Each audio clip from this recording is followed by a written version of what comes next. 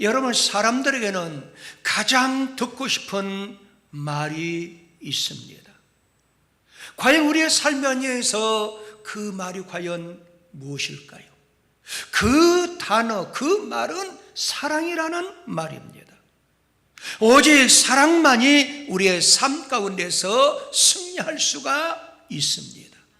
과연 어떤 사랑으로 우리의 삶 현장에서 승리할 수 있을까요?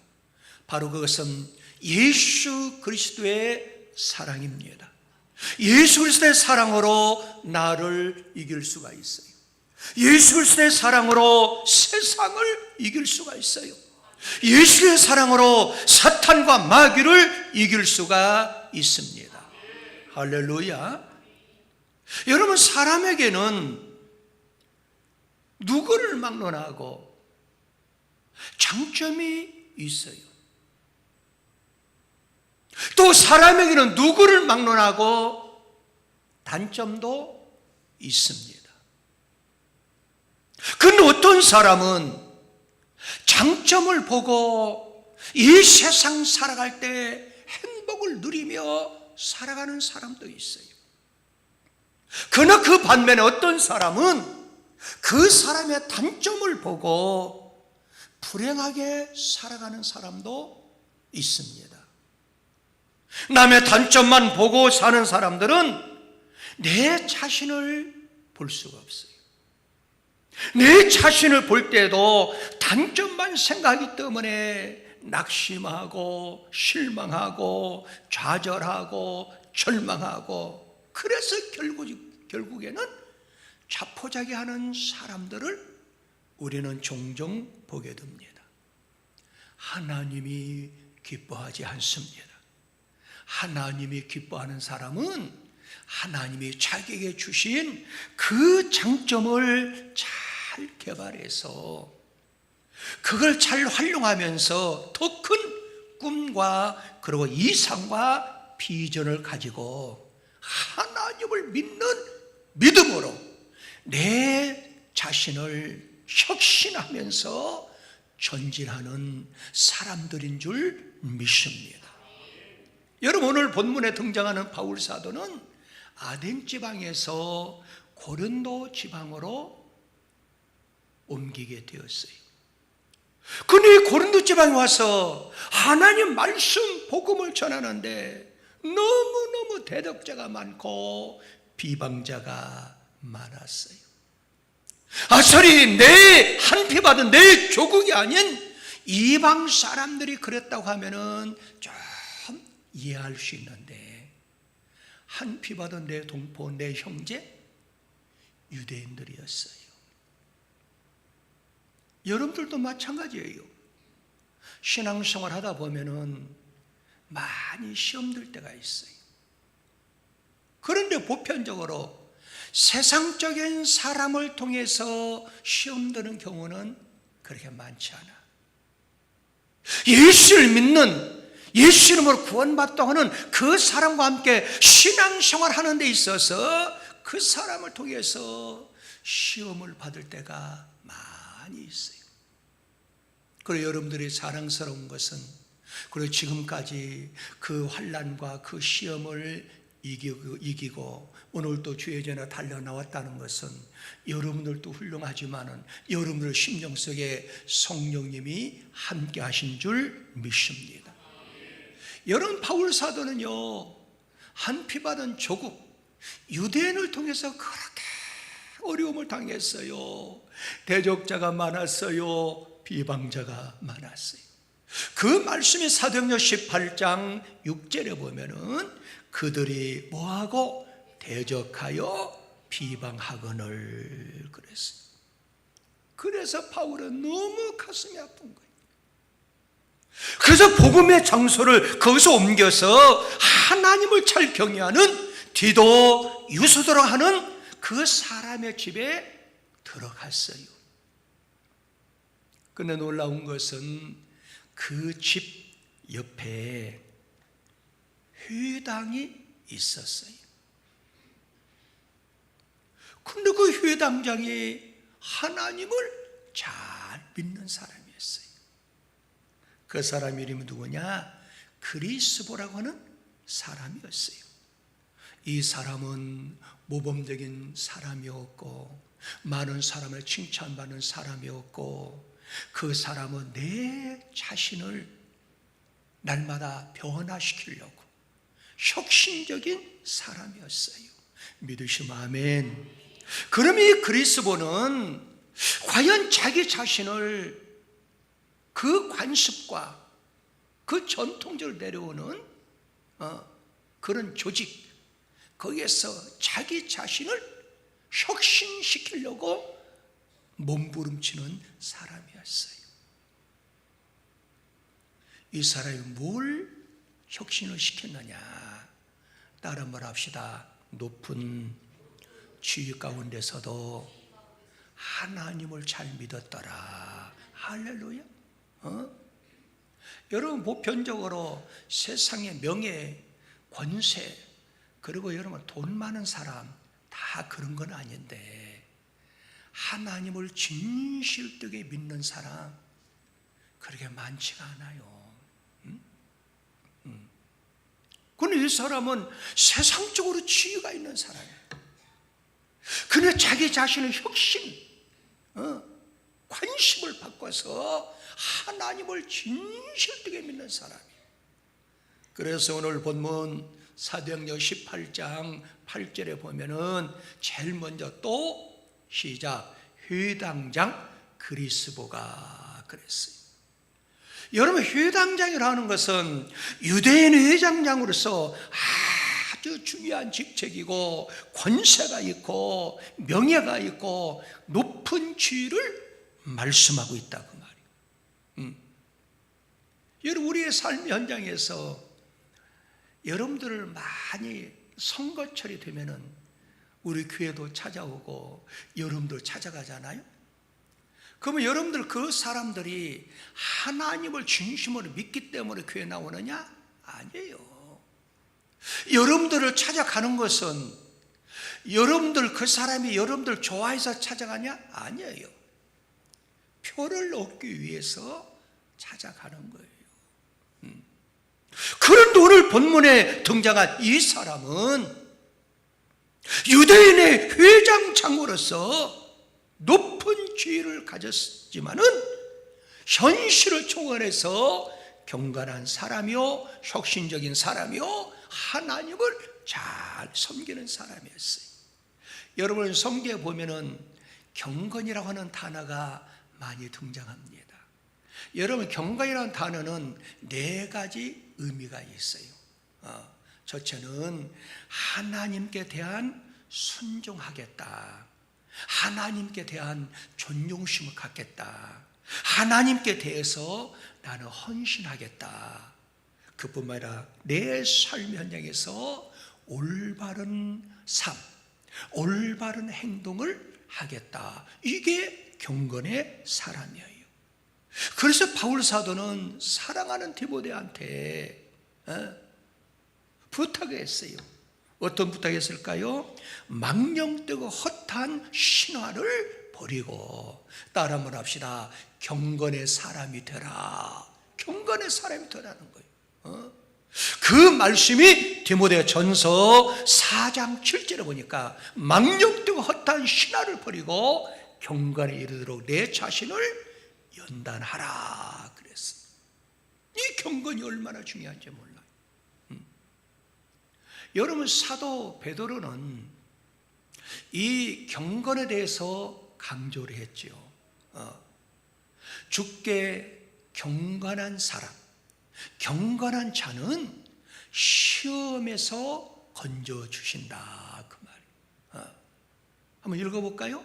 베드로후서 2장 9절 말씀에 보면은 주께서 경건한 자는 시작 시험에서 건지실 줄 아시고 불의한 자는 영벌 아래 두어 심판날까지 지키게 한다 그랬어요.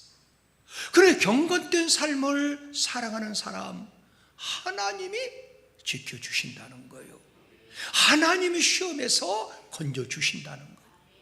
그래서 바울 사도 이걸 더 강조하기 위해서 육체의 연단은 약간의 유익이 있지만은 하나님 앞에 경건은 범사에 유익하고 금생과 내세의 약속이 있다라고 강조하고 있어요. 그 말씀이 디모데전서 4장 8절에 나와 있는데 육체의 연단은 약간의 유익이 있으나 경건은 범사에 유익하니 금생과 내생의 약속이 있느니라 그랬어요. 그러므로 혁신적인 사람, 바로 그리스도처럼 여러분과 제가 현실과 환경을 초월해서 경건된 삶을 살아가야 되는데, 그 경건된 삶은 하나님께 순종해야 되고 하나님을 존중해야 되고 하나님께 헌신해야 되고, 그리고 우리의 삶 현장에서 올바른 행동으로 살아가야 될 줄 믿습니다. 그뿐만 아니라 이 그리스도는 하나님을 섬기는데, 따라 한번 합시다. 온 가족이 하나님을 섬겼습니다. 이게 어려워요. 희한한 것은요, 여러분 예수를 그 집안에서 다 믿을 것 같게 느껴지죠? 근데 그렇지 않더라고요. 아마 여러분들 가정에 인원이 많지도 않은데, 아니 남편이 수십 년 동안 남편이 위해서 기도했는데 함께 예수 믿고 구원받으면 얼마나 좋아요. 그런데 교회를 안 나온다고 말이에요. 남편은 예수 믿는데 꼭 자녀 한 명이 또 예수를 안 믿어요. 그런데 가만히 생각하니까 어느 때는 그게 복일 수가 있더라고. 왜 그러느냐? 남편이 교회를 안 나오기 때문에 그 남편의 영혼을 위해서 가슴 찡해서 기도하는 사람이 되는 거예요. 기도는 생명줄이에요. 기도는 축복의 줄기예요. 그런데 남편이 예수를 안 믿음으로 인해서 눈물로 기도하다 보니까 그 가정에 하나님이 생명줄 연결해 주시고 축복의 줄 연결해 주시고 기도하게 만드는 거예요. 내 남편도 가족이 다 예수 믿는 것 같은데 한 명의 자녀가 예수를 안 믿어요. 그래서 그것 때문에 울부짖으며 기도함으로 인해서 하나님의 생명줄이 그 가정이 연결이 되고 축복의 줄기가 그 가정이 연결이 되고 하나님하고 소통할 수 있는 기회가 된다 그 말이에요. 그래서 여러분들이요, 따라 한번 합시다. 남편이나 자녀가 교회 안 나올 때 우리 어떻게 해야 되겠어요? 기도해야 된다 그 말. 기도해야 돼요. 그런데 여러분들이요, 오늘 본문에 그리스도라고 하는 사람은 온 가족이 하나님을 믿었다는 거예요. 좋은 가정이에요. 좋은 가정이에요. 좋은 가정이에요. 그 말씀이 사도행전 18장 8절 말씀에 보면은 또 회당장 그리스도가 시작 온 지방과 더불어 주를 믿으며 그랬어요. 온 집으로 더불어 하나님을 믿으면은 얼마나 좋겠어요. 그런데 우리의 현실은 그렇지가 않아요. 여러분, 그리스도는 예수를 믿고 바울에게 세례를 받았어. 고린도서 1장 14절에 보면은 나는 그리스도와 가요 외에는 너희 중 아무에게나 내가 세례를 베풀지 아니한 것을 감사하오니 그랬어. 그러니까 그리스도는 바울에게 세례를 받았어. 여러분들 가정도 예수를 영접하고 어느 정도 신앙의 궤도에 들어서면은 온 가족이 세례를 반드시 받아야 될 줄 믿습니다. 그렇게 되면은 든든한 신앙의 가정으로 하나님이 세워갈 수 있다라는 사실이에요. 여러분과 제가 잘 아는 고넬료라고 하는 사람이 있잖아요. 이 고넬료는 군대의 백부장, 그것도 유대인의 군대 장교가 아니라 집권 나라 로마에서 파송한 이 장교예요, 장교. 그런데 지배하는 그 나라, 그 나라의 종교를 갖는다는 것은 상황적으로, 현실적으로, 형편적으로 맞지를 아니에요. 그런데 고넬료는 온 집으로 더불어 이방 민족의 신이지만 하나님을 믿는, 자기 가족과 자기 자신을 혁신할 수 있는 위대한 인물이었어요. 그 말씀이 사도행전 10장 1절에 2절 보면은 함께 읽어볼까? 시작. 가이사랴에 고넬료라는 사람이 있으니 이달리아 부대라 하는 군대의 백부장. 그래, 군대의 장교라 그 말이에요. 시작. 그가 경건하여 온 집과 더불어 하나님을 경외했다. 이게 얼마나 행복한 가정이에요. 예수를 믿어야 구원함을 얻는데 온 집안이, 온 가족이 예수를 믿었다는 거예요. 우리 사랑하는 성도 여러분들도 온 가족이, 온 집안이 예수를 믿을 수 있도록 따라 한번 합시다. 하나님 앞에 기도해야 됩니다. 기도 열심히 해야 돼요. 인생을 승리로 이끄는 그 지침은 오직 하나님 앞에 기도 외에는 방법이 없어요. 하늘의 보좌문을 움직이는 방법도 오직 기도 외에는 없어요. 그러므로 기도하고 움직이는 것은 하나님의 능력을 갑절로 얻어낼 수 있는 줄 믿습니다. 온 가족이 예수를 믿고 구원함을 얻기 위해서 따라 한번 합시다. 열심으로 기도해야 됩니다. 왜 그럴까요? 예수를 믿어야 구원함을 얻을 수가 있어요. 여러분, 성경 사도행전 16장 31절에 보면은 주 예수를 믿어라, 그러면 너와 내 집이 구원을 받으리라 그랬어요. 이 말씀 붙잡고 여러분들도 기도하여 온 가족이 예수 믿는 날이 여러분들 삶의 현장에 속히 이루시길 예수 이름으로 축복합니다. 그뿐만 아니라 이 사람은, 그리스도는 최후까지 신앙을 지킨 위대한 믿음의 사람이었어요. 여러분들, 신앙을 사수하기는 쉬운 게 아니에요. 독일 회당장이라는 높은 지위까지 얻었는데 그 지위를 버리고 마지막 최후까지 신앙을 지킨다? 이거 쉬운 게 아니에요. 사람들은요, 자꾸 권태증이 와요. 그래서 요즘에는 이혼율이 너무너무 많아. 우리나라에 지금 이혼율이 너무너무 많아요. 세계 1위를 달리고 있어요.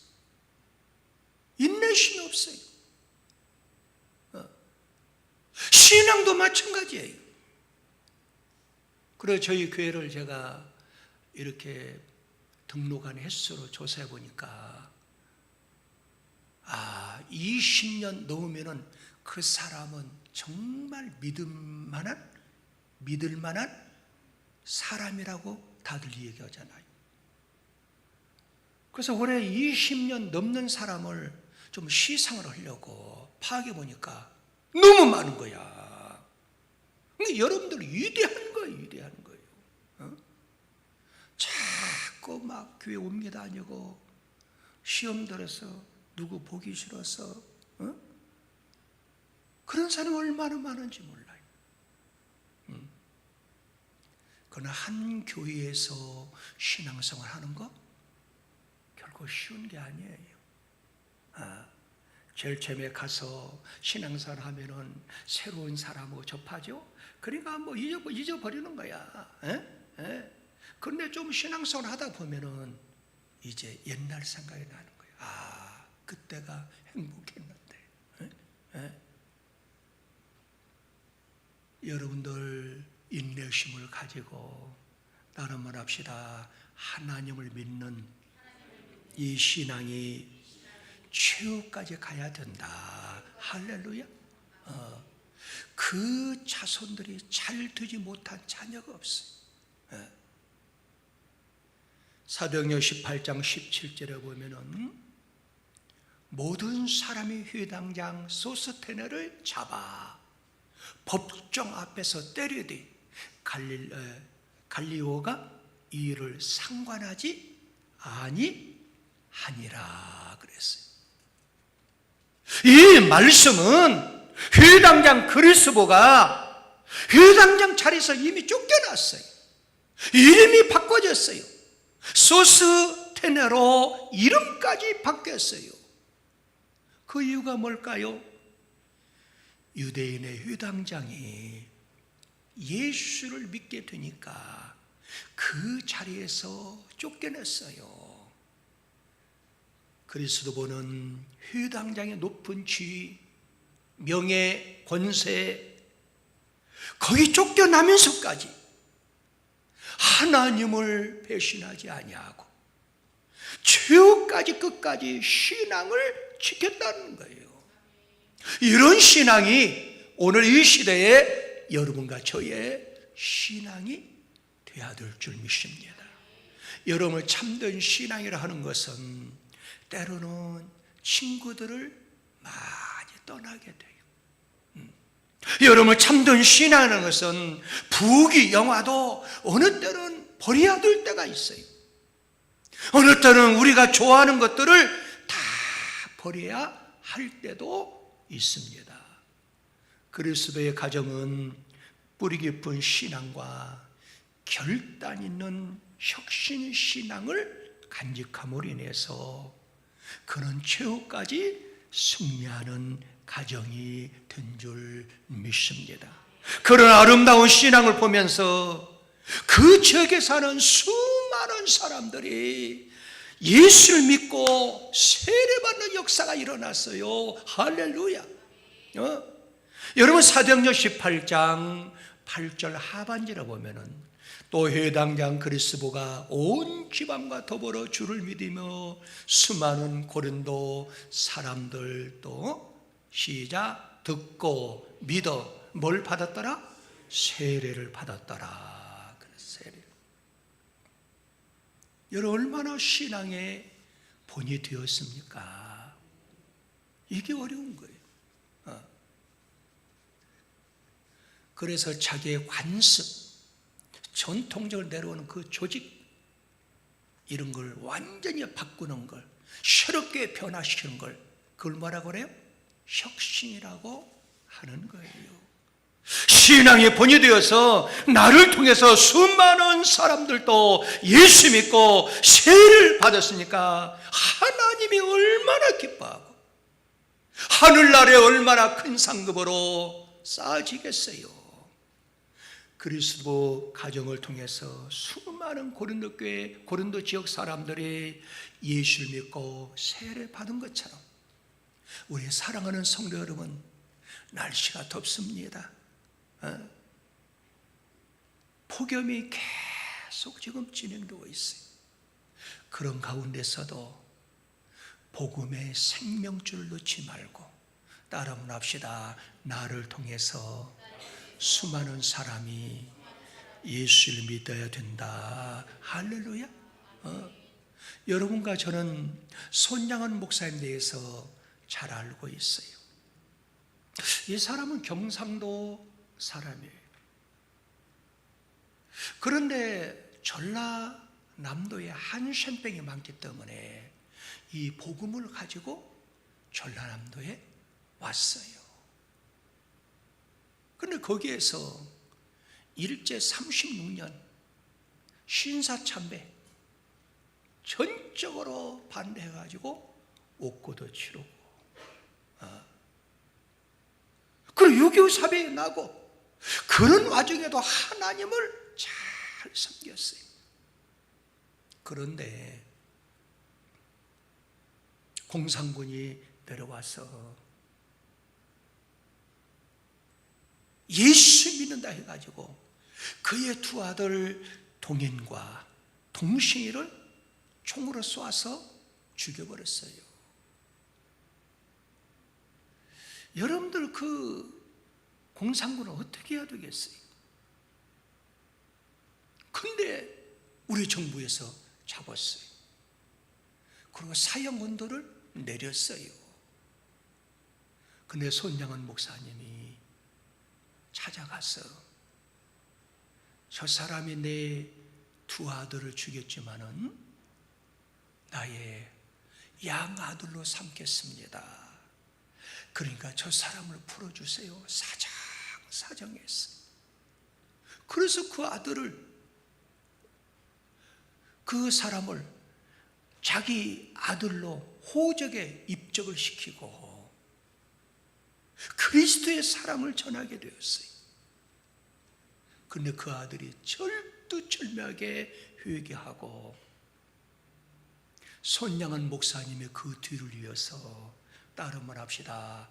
목사가 되었습니다. 목사가 되었어. 그분이 누구냐?